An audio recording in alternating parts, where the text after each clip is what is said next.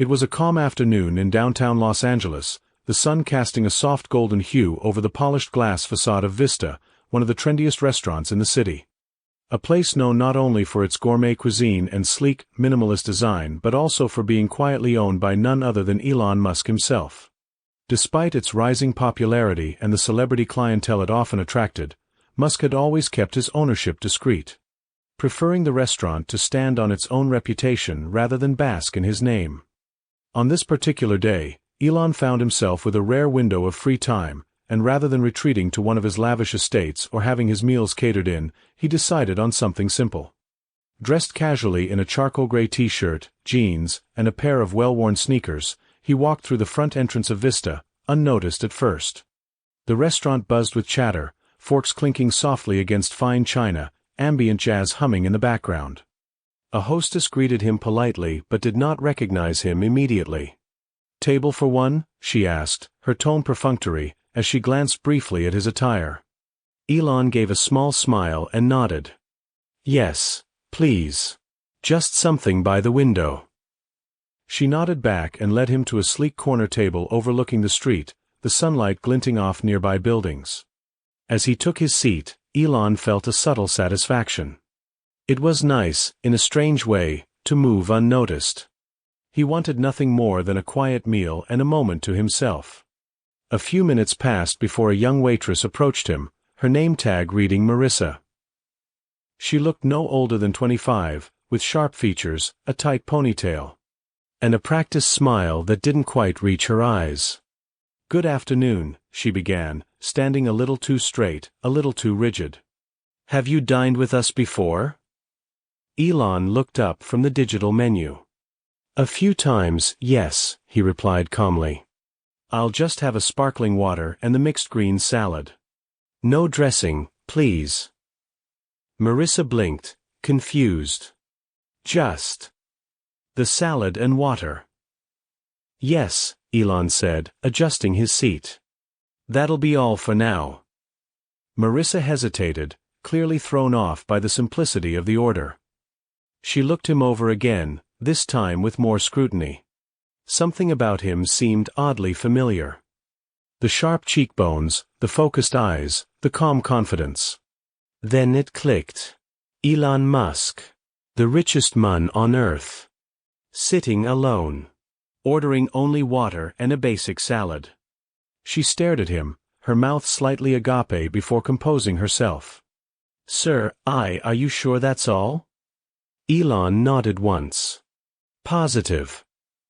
Marissa shifted her weight, discomfort rising in her posture. "I'm sorry, sir, but our policy encourages patrons to order from the main menu. We usually don't serve just snacks or minimal items." Elon raised an eyebrow.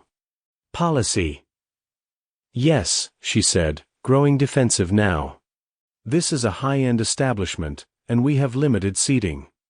We reserve tables for full-course diners. If you're not planning to eat a full meal, I'll have to ask you to," she paused, searching for the right words, "consider dining elsewhere."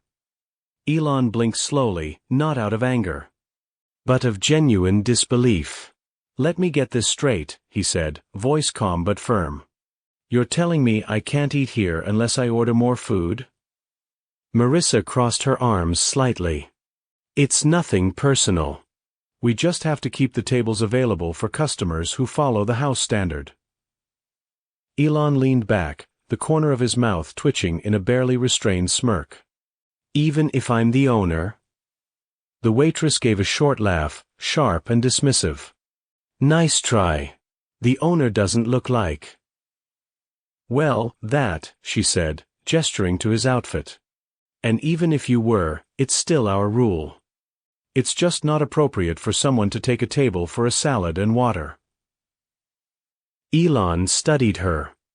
There was no malice in her tone, just a rehearsed arrogance, a kind of youthful certainty that the world must bend to etiquette and structure. She was clearly unaware of who she was speaking to, and even more oblivious to the consequences of her words. "Would you prefer I order something expensive just to sit here?" he asked, genuinely curious now, leaning slightly forward. "Is that the value of a customer here?" Marissa stiffened. Sir, if you're not willing to follow our menu guidelines, I'll have to ask you to leave. Or I'll call security. There was a pause, so thick it seemed to press into the air. For a moment, Elon simply stared at her. His face unreadable. A few tables away, someone whispered something, and another head turned. Recognition was starting to ripple, but it hadn't reached her yet. You don't have the right to ask me to leave, he said, still calm. I've made a perfectly valid order.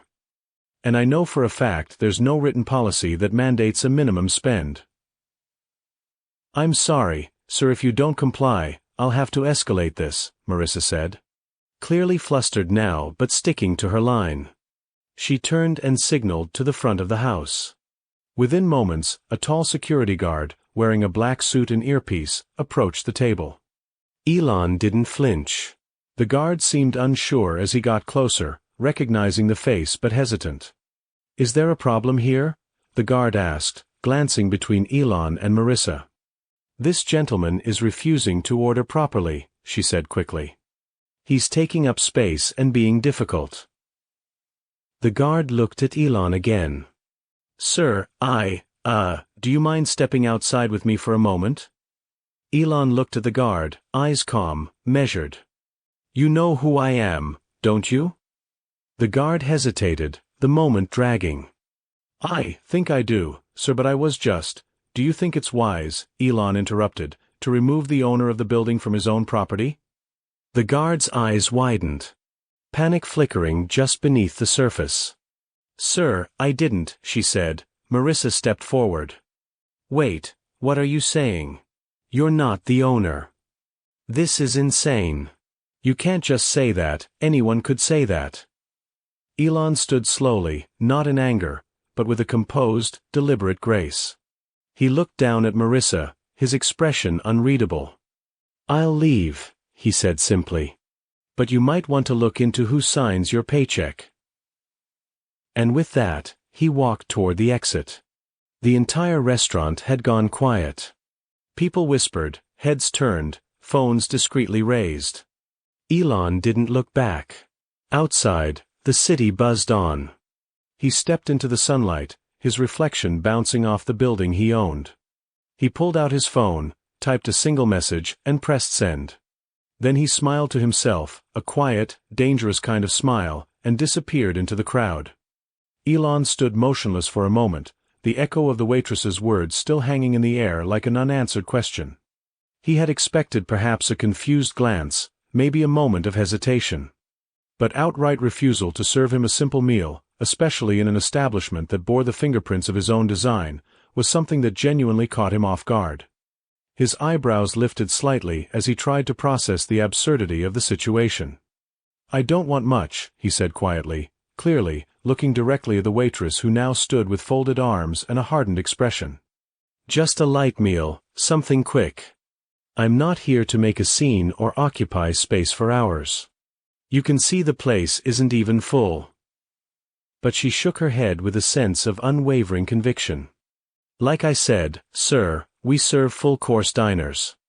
This isn't some fast food corner where you grab a salad and go. It's our policy, and I'm following it. Elon's tone shifted, still calm, but now edged with something sterner, heavier. What you're following, he said, is a misguided assumption about value. A customer is a customer.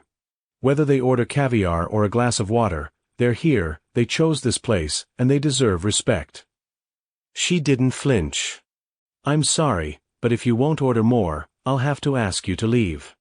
Or we'll have to call someone to escort you out. Elon blinked slowly.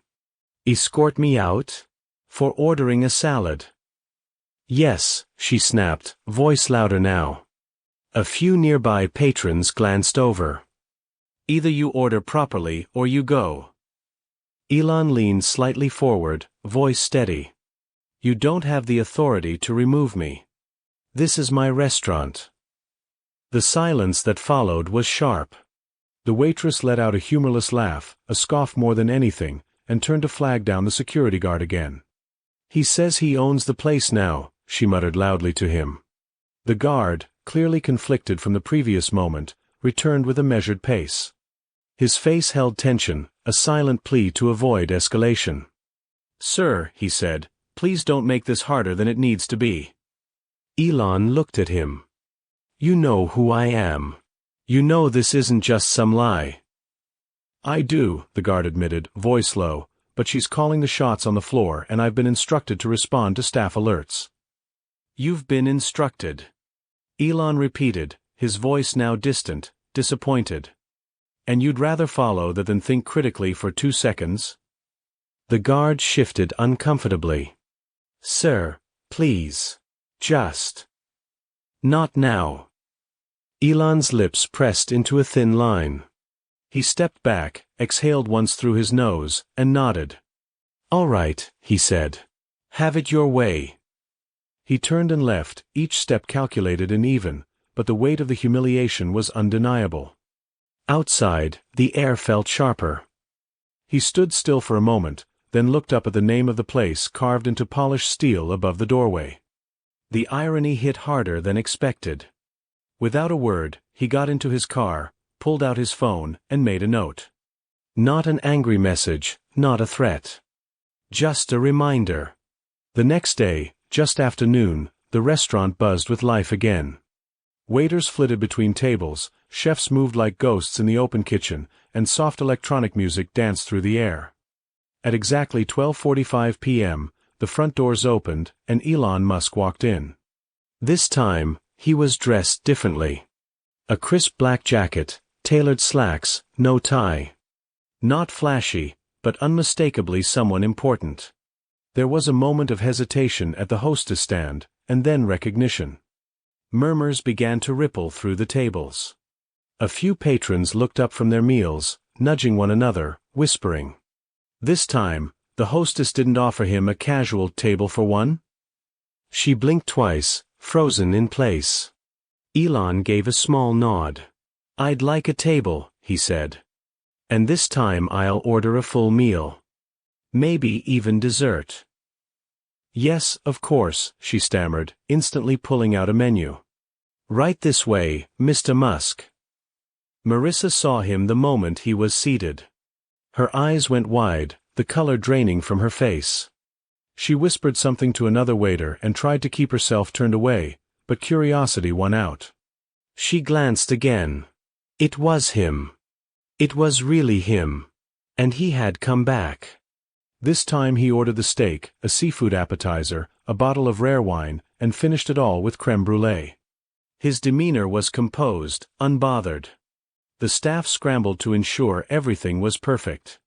The wine was poured precisely. The plates arrived flawlessly arranged. The manager, now alerted to the situation, approached the table sheepishly. "Mr. Musk," he said with forced cheer, "what a pleasure to have you with us today." "If we'd known yesterday, you didn't need to know who I was," Elon interrupted gently. "You just needed to treat me like a human being." The manager's face tightened. "We're so sorry for the inconvenience. That's not how we train our team. There must have been a misunderstanding." "No misunderstanding," Elon said, sipping his wine. "Just a misjudgment. One that happens more often than you'd think." Marissa couldn't avoid him any longer. She approached the table slowly, each step like walking into a courtroom. "Sir," she said, barely audible, I didn't know. I didn't realize." Elon looked at her. His gaze wasn't cold or cruel. It was patient. Calm. "You didn't need to realize who I was. You just needed to do your job without prejudice."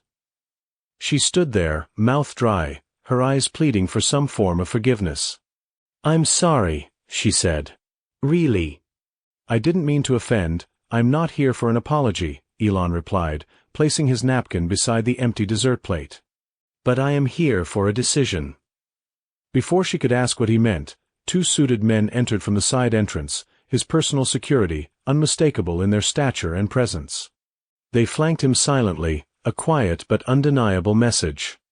Elon stood. He turned to the manager. I'd like to speak with every employee who worked the floor yesterday. Right now. Back room. The manager stammered but obeyed. A few minutes later, half a dozen employees stood in a line behind the kitchen door, tension thick in the air. Elon walked past each of them, his expression unreadable. When he reached Marissa, he stopped. "You're the only one who spoke to me," he said. "But I saw the rest of you. You watched. Said nothing. Did nothing." That silence said plenty. One of the other servers started to object. Elon held up a hand. "This isn't about punishment. It's about standards. My name's not on the sign, but it's on every paycheck that keeps this place running. If you think hospitality is based on how expensive the meal is, you don't belong in this business." He turned to the manager. "They're all dismissed. Effective immediately." The words hit like a thunderclap. The staff erupted. "You can't just fire us," one shouted. "Who the hell do you think you are?" another snapped. Elon didn't raise his voice. "I'm the owner," he said simply. "And I don't want people working here who think money is the measure of respect." Marissa broke down. "Please," she whispered, "this is my only job. I didn't know. I was just trying to follow what I thought was right." Elon stared at her for a long time. Then he turned and walked away. "Learn from it," he said over his shoulder. "Some mistakes are the best teachers." The restaurant returned to silence. The dismissed employees gathered their things in stunned disbelief. Over the next few days, a few of them tried to reach out to him, emails, messages, even handwritten letters delivered to his office. Most begged for forgiveness. Some were furious. Others were embarrassed. Elon never responded. Because to him, the lesson was already delivered. And he wasn't interested in second chances for those who failed the first one so completely. The next day, Elon Musk returned to the restaurant, but this time, he wasn't alone. His 2 security guards flanked him as he walked in, his presence commanding attention. The room went silent, and the manager quickly approached, his forced smile betraying his nervousness. "Mr. Musk, welcome back," he greeted, but Elon barely acknowledged him. His eyes scanned the room until they landed on Marissa, the waitress who had refused to serve him the day before. The color drained from her face as she recognized him. Elon stood still for a moment, letting the tension build before speaking. "Where are they?" he asked, his voice calm yet carrying an unmistakable edge. The manager hesitated but then gestured to the employees who had been involved in the previous incident. One by one, they reluctantly gathered, standing before him like students awaiting a reprimand. Elon's gaze was cold and unwavering as he addressed them. "You all remember yesterday," he began. "When I came in, ordered nothing more than a salad and water, and was asked to leave because my order wasn't worth your time. Well, let me make something clear. That behavior will never be tolerated. You are all fired. Effective immediately." A stunned silence fell over the room as the employees processed his words.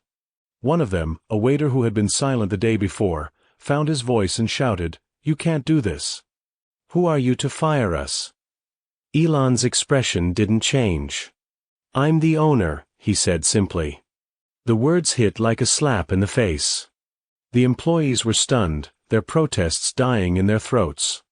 Marissa tried to apologize, her voice quivering, but Elon wasn't interested in hearing it. "I don't want excuses," he said, his tone final. "You treated me with disrespect because of an assumption. You thought I wasn't worth serving because of the size of my order. That's not how this works." He turned to the manager, who was still standing there, wide-eyed. "This is the lesson," Elon said. "You treat people with respect, no matter who they are or what they order. If you don't understand that, you're not welcome here." One by one, the fired employees left the restaurant, their heads hanging in shame, some muttering apologies, others too stunned to speak. Elon didn't acknowledge them as they walked out, his focus on the principle rather than the people involved. Over the following weeks, the fired staff sent messages begging for forgiveness, showing up at Elon's other businesses, and trying to reach him through every possible channel. But Elon ignored them all. To him, it wasn't about being petty, it was about setting a precedent. Respect wasn't about the size of a meal or how much money a customer could spend, it was about how people treated one another. The restaurant continued to run, but with new staff and a new atmosphere.